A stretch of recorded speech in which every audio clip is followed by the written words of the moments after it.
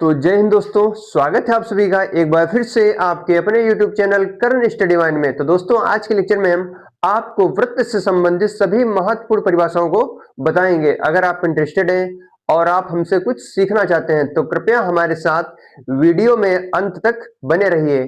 तो आइए अब हम बिना टाइम को वेस्ट किए हुए शुरुआत करते हैं। तो हम आपको सबसे पहले बताएंगे कि वृत्त अर्थात सर्कल क्या है। सबसे पहले आपको बताएंगे हम सर्कल की परिभाषा। तो वृत्त एक समतल में स्थित उन बिंदुओं का समूह होता है जो एक स्थिर बिंदु से नियत दूरी पर स्थित होते हैं और इस स्थिर बिंदु को ही वृत्त का केंद्र कहते हैं और केंद्र को जो है मुख्यतः हम O से दर्शाते हैं।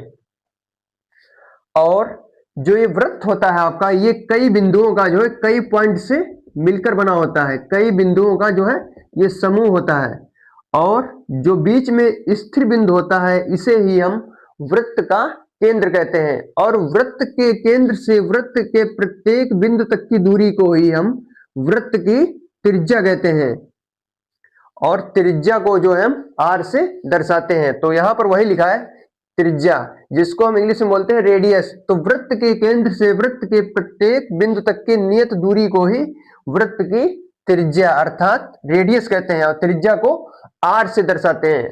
और दूसरी भाषा में हम बोल सकते हैं कि वृत्त के केंद्र से वृत्त की परिधि तक की दूरी को ही वृत्त की त्रिज्या कहते हैं और त्रिज्या को हम R से दर्शाते हैं। इसके बाद है व्यास, जिसको हम इंग्लिश में बोलते हैं डायमीटर। तो वृत्त के केंद्र से होकर जाने वाली रेखा जो वृत्त को दो बिंदुओं पर मिलती है वृत्त का व्यास कहलाती है।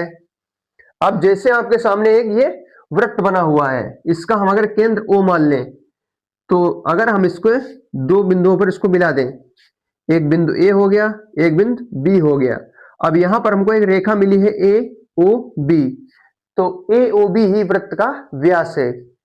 तो यहां पे लिखा है AOB क्या है, वृत्त का व्यास है। और वृत्त का व्यास जो होता है ये त्रिज्या का 2 गुना होता है। अब यहां पर जब आप ध्यान से देखेंगे तो OB क्या है, O से B तक की दूरी ये आपकी त्रिज्या है और O से A तक की दूरी ये भी आपकी त्रिज्या है और टोटल अगर मिला दें तो ये बन जाएगा हमारा व्यास। तो व्यास बराबर होता है 2 गुणे त्रिज्या। जो वृत्त का व्यास होता है त्रिज्या का 2 गुना होता है और व्यास बराबर सूत्र होता है 2 गुणे त्रिज्या। और किसी वृत्त में व्यासों की संख्या जो होती है अनंत होती है। अगर कोई वृत्त बना है तो उसमें हम जो है अनंत